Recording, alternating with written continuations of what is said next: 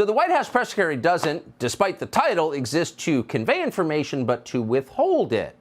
And in this White House, the press secretary bans any reporter who asks real questions. And that includes, and it especially includes, a man called Simon Atiba.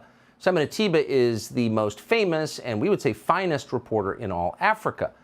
And that means that Karine Jean Pierre does not want to talk to him at all. She hasn't called on him in more than 4 months. Now the White House says that Karine Jean Pierre will not meet with Simon Atiba until next year, which of course means never.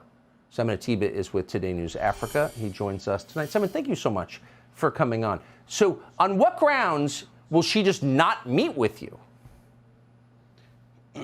First of all, thank you for having me talk on your show. It's the most watched show, and I'm always glad to be here. You know, as the voice of Africa in the U.S., I love the U.S. I always love freedom. I love democracy. And even if you paid me $100 million to move to China, I will not move to China. I would like to be in the U.S. because the ideals of the U.S. is the ideals, you know, those are the things that I love, and those are the things that most Africans also love. I feel like Karine Jean Pierre, she has no clue what's happening in Africa.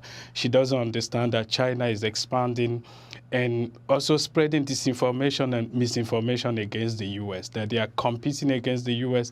Competition is good, but then when competition comes with destroying democracy, and that becomes a problem. And she doesn't know that. That's why she discriminates against me. She's not called on me for the past 4 months.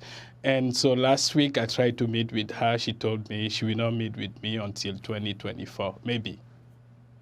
I wonder if it's the case that she doesn't call on you because she doesn't want to hear about Chinese influence in Africa.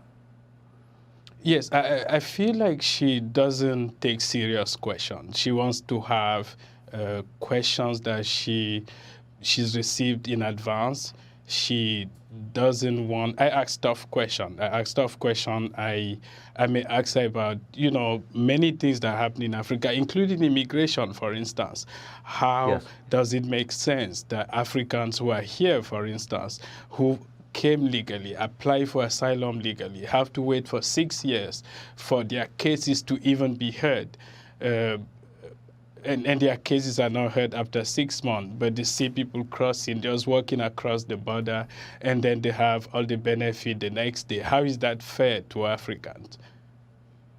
Well, that seems like a completely reasonable question, and you have the authority to ask it. Simon Atiba, we are rooting for you in the White House briefing room.